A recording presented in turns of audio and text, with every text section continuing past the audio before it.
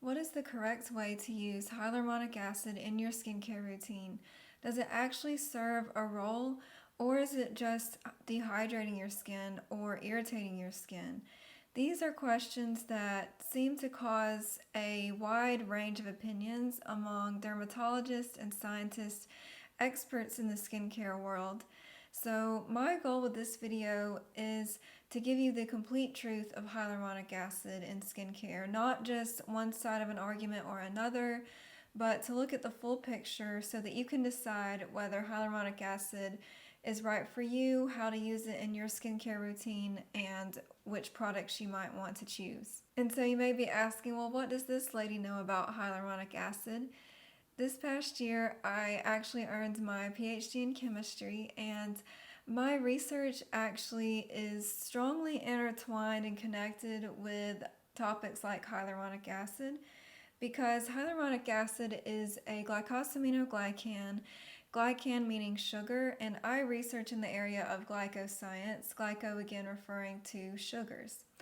And if you were to look at every single cell in your body, you would see that the surface of these cells are decorated with a variety of these glycans or sugar chains, and hyaluronic acid is just one of these sugar chains in the extracellular matrix. So biologically, hyaluronic acid is involved in lubricating joints and holding connective tissues together.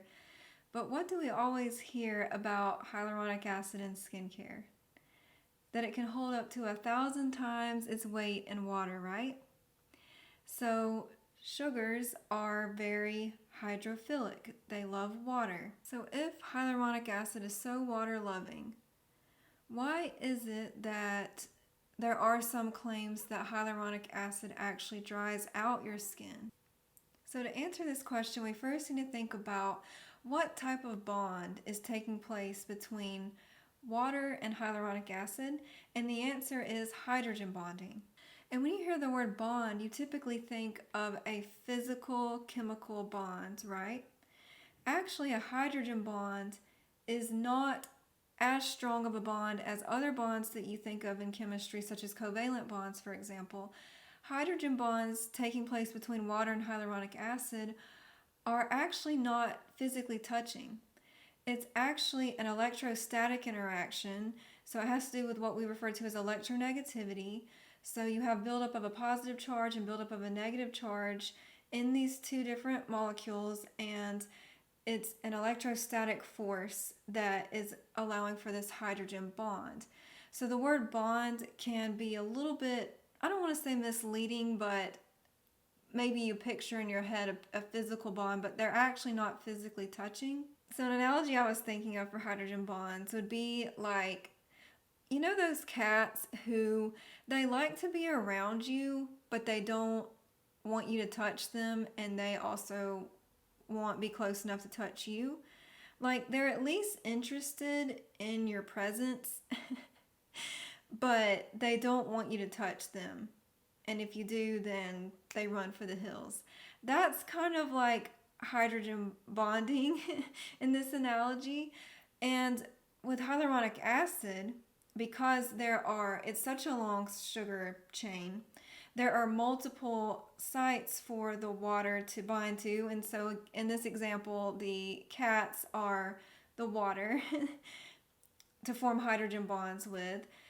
And so I was thinking about this. I think an analogy for hyaluronic acid and water would be, so like if I'm hyaluronic acid and I feed a group of feral cats every day, they're wild cats, they know that I feed them every day, but again, they're wild, they don't want me to touch them, but they love me, right? I feed them, they have love for me.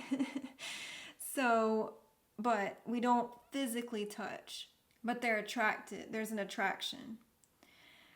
That's how I like to think of hyaluronic acid and water interacting. And versus a covalent bond, for example, would be like a really affectionate and clingy cat. Have you guys seen that one cat, Chase the cat, who actually gives his owner a hug? And she like she can't get his paws from around her neck. Like he just is locked there. he would be an example of a covalent bond cat. So let me know in the comments below if you have a cat. Is your cat a covalent bond cat or a hydrogen bond cat? But anyway, with hyaluronic acid and water, there are hydrogen bonds taking place. They're not physically touching, but there's an attraction. So it's not a super strong bond. This brings us back to the question, can hyaluronic acid actually dry out your skin? Well, the thing is, there's this process called transepidermal water loss where water from deeper layers of your skin comes to the top layer of your skin and then evaporates. Whether you apply hyaluronic acid to your skin or not, this process is still going to take place. However, when you apply hyaluronic acid to your skin, it's going to slow down this evaporation process once the water comes to the surface of your skin because of the hydrogen bonding.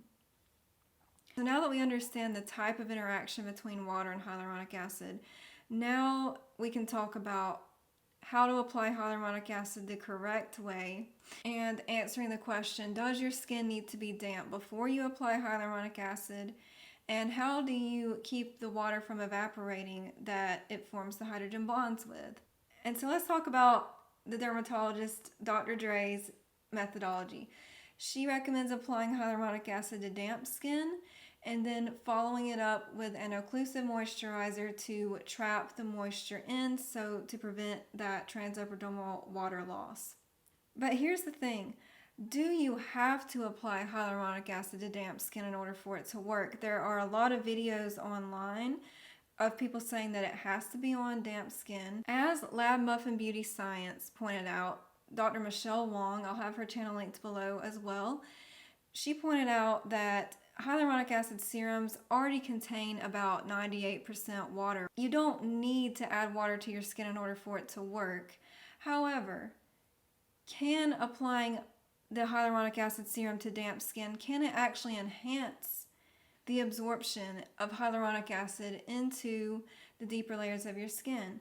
This is the point that Dr. Dre was making, that applying it to damp skin is just going to enhance the penetration of these ingredients into the deeper layers of your skin and increase hydration. So this approach very much makes logical sense.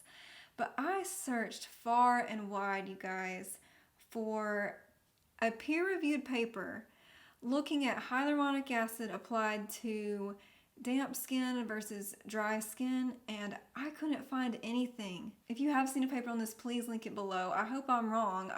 I would love to see the data. However, I did find one paper where they were looking at another water-loving compound, a hydrophilic compound, that was actually mixed with Vaseline. And they actually found in this paper that when this was applied to damp skin, it not only increased hydration of the skin, but it also enhanced the penetration of this water-loving compound, which in this case was sodium fluorescein. So in this study, this compound they were looking at is way less water-loving than hyaluronic acid. I mean, I would say at least 100 times less propensity for hydrogen bonding with water. My hypothesis would be that because they found with this compound that it enhanced the penetration into the skin and hydration, that with the hyaluronic acid, which is even more hydrophilic, that you would also observe this enhanced absorption into the deeper layers of the skin and enhanced hydration. I would say that's a very high likelihood. So coming back to hydrogen bonding, again, how it's not a super tight bond, it's just an electrostatic interaction, and there's still evaporation of this water from the skin, albeit at a slower rate. So Dr. Dre's second step is to apply an occlusive, thicker moisturizer over top the hyaluronic acid serum to lock in the moisture. Now let's look at the question, do I actually need a separate hyaluronic acid serum, or is it okay just to have hyaluronic acid in my moisturizer, for example? So to answer this, let's revisit the study that I just mentioned where they mixed Vaseline and the hydrophilic compound together and found the enhanced absorption and increased skin hydration. Vaseline would be an example of an occlusive moisturizer, and it is oil loving. It actually is going to repel water, right? it's hydrophobic. But then they mixed in with the Vaseline this water-loving compound and found the skin benefits that we just talked about. So based on the results of this study, you wouldn't need a separate serum, a separate water-based serum to apply first in order to reap these same benefits. And what's even more interesting is that there was no emulsifier present in this study. It was just this oil-loving, water-repelling Vaseline and this water-loving compound mixed together, and they saw these skin benefits. So if you are using a moisturizer that contains other occlusive ingredients, such as petrolatum, but there are many others, and hyaluronic acid, I can almost guarantee you that it also contains an emulsifier, which will help hydrophobic and hydrophilic, non-polar and polar Vaseline and hyaluronic acid, for example, to mix together.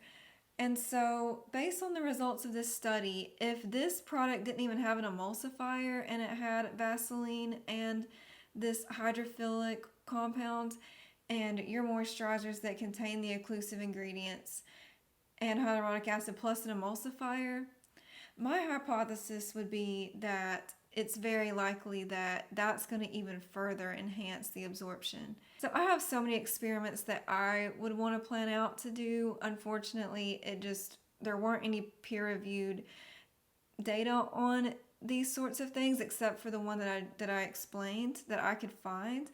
But again, based on the data that we observe in that paper, this would be my advice. So I wanted to share an example of a product that contains both the hyaluronic acid and the occlusive ingredient together in one moisturizer, and it's from Neutrogena. It's the Hydra Boost Gel Cream. The reason I'm bringing up this product is that I actually gifted this to my grandfather for Christmas, because he had told me that his skin was really dry and had asked me like my opinion on what he could use. So I got this for him, and his skin looked radiant when I saw him last, like glowing. And he told me that it's the best moisturizer he's ever used. And my grandmother told me that she also used this on her hands, and it really helped remedy her dry skin this winter. So I just wanted to share that with you guys. I was really happy about that. If you're watching this, Mama and Papa, I love you. So back to our question, do you need a dedicated hyaluronic acid serum in order to reap the benefits of hyaluronic acid? No. But if you already have a hyaluronic acid serum in your skincare routine and you enjoy it and you see benefit and you're not having irritation, then I don't see any reason to stop it unless you're looking to simplify your skincare routine. But you don't have to have a dedicated hyaluronic acid serum in order to have a healthy skin barrier and healthy skin hydration, for example. Okay, so now I have two more questions I want to address before we wrap things up. And that is, can hyaluronic acid actually cause irritation? It's in everything, right? At least here in the US, it seems like it's in everything. And two, do I even need it? Is it overhyped? I mean, we talked about the benefits, but do I really need it in my skincare routine? So you know what I find funny? When you peruse down the skincare aisle, you see almost every product has some call out about hyaluronic acid. No other description on the front of this moisturizer besides with hyaluronic acid. And then you flip to the back and look at the ingredients. And you see that hyaluronic acid is the last ingredient, and there are a multitude of other ingredients, like 100 other ingredients, and many other active ingredients, but the one call out they chose was hyaluronic acid. I was thinking about this. It'd be kind of like if you ordered an ice cream, and on the menu, the only thing it said about this ice cream was with sprinkles. Ice cream with sprinkles. That's the only description on the menu. And then the ice cream comes out, and it's actually lavender, blueberry, Earl Grey ice cream. And there are 3 measly little sprinkles on top. It's not that the sprinkles aren't adding anything, right? I mean, they're adding something, but the major components of the flavor profile are the lavender, blueberry, and Earl Grey. But you chose to just put with sprinkles on the menu because I guess it sounded cool. But you know what I'm saying. It's the same thing with these skincare products where the only thing they choose to call out is hyaluronic acid. And I know you're probably like, okay, well, it's just marketing. Well, this is not business class, this is science class. Okay, so finally the last question, can hyaluronic acid actually cause irritation? So if you have like a 10-step skincare routine and hyaluronic acid is in all of them, can this be causing irritation? I've seen a lot of comments on YouTube lately of people saying that hyaluronic acid is really irritating their skin and they want to eliminate it, but it's in everything, and how can they eliminate it? So here's the thing, hyaluronic acid can actually help the absorption of other active ingredients into the skin. So is it possible that hyaluronic acid could exacerbate irritation to certain other active ingredients? Yes, that is a possibility. In all the studies I've seen, it seems like hyaluronic acid is well tolerated. However, this question of whether it becomes irritating when it's in multiple products, that's more difficult to answer, and I don't think we have sufficient data on that because it's really difficult to ascertain that, right? You have all these other active ingredients and then hyaluronic acid, and hyaluronic acid is a common denominator. However, I would just say it's very difficult to ascertain this for certain, but if you decide that hyaluronic acid doesn't have a place in your skincare routine and you feel like it's causing irritation, then I will tell you that soon I will be making a video on a hyaluronic acid free skincare routine. This was actually not intentional on my part. Let me explain. So I went back to the bare basics of skincare because when I was preparing for my PhD dissertation defense, I just did not have the mental capacity to do a multiple step skincare routine. I went back to cleanser, moisturizer, sunscreen. I didn't want to think about it any more than that. I was overwhelmed, and I looked at the ingredients in all my products. I've been doing this for the last year to year and a half, but at least the last year, and none of them have hyaluronic acid. Again, this was not intentional. And I know a lot of people are saying it's really difficult to find products without hyaluronic acid. And I agree with you. Like if you walk down the skincare aisle here in the US, you see it in pretty much everything. Some hyaluronic acid derivative at least. Sodium hyaluronate, hydrolyzed hyaluronic acid. All of my skincare actually is Japanese and Korean skincare, but it doesn't have hyaluronic acid, and so I'm going to be showing you that soon. I don't know if I'm going to call the video hyaluronic acid free skincare routine because I feel like that's kind of misleading, because even though it's true that there's no hyaluronic acid in it, it wasn't my intention when I simplified my skincare routine to remove hyaluronic acid. But if you are interested in seeing a hyaluronic acid skincare routine, I will be posting my skincare routine soon. That's very simple. And so if you're interested in that, I hope that you will subscribe and ring the notification bell so that you'll know when I post that. But I've been really happy with the condition of my skin over the last year. But I actually will be incorporating hyaluronic acid back into my skincare routine because I'm going to be upgrading my skincare routine. And it's actually another skincare from space product. I'm super excited. If you haven't seen my skincare from space series, I'll have it linked below for you. But super interesting product, super interesting ingredients, and I'm super excited to review these new products. I haven't used it in over a year, again, just because I was trying to simplify my skincare routine. But they've come out with new products now, and they actually do have hyaluronic acid in them. So for that reason, I am going to be adding hyaluronic acid back. But first, I'll be showing you my current skincare routine. So the thing is, I feel like there's so much more that we could talk about, such as, are there ingredients that have been shown to increase hyaluronic acid production in the skin? Are there any foods or supplements that increase hyaluronic acid production in the skin? And if you're interested in that, I would love to make a follow-up video to this answering those questions. But I feel like this video is getting pretty lengthy. If you have made it this far, thank you so much for watching. please leave me a blue heart down in the comments below. And again, if you've made it this far, I appreciate you so much. I love you like hyaluronic acid loves water, but I also know when it's time to let those hydrogen bonds dissociate. And so it has come to that time in the video, but not to worry. Water and hyaluronic acid always find each other again. I hope this video was helpful to you, and I hope you have a great day.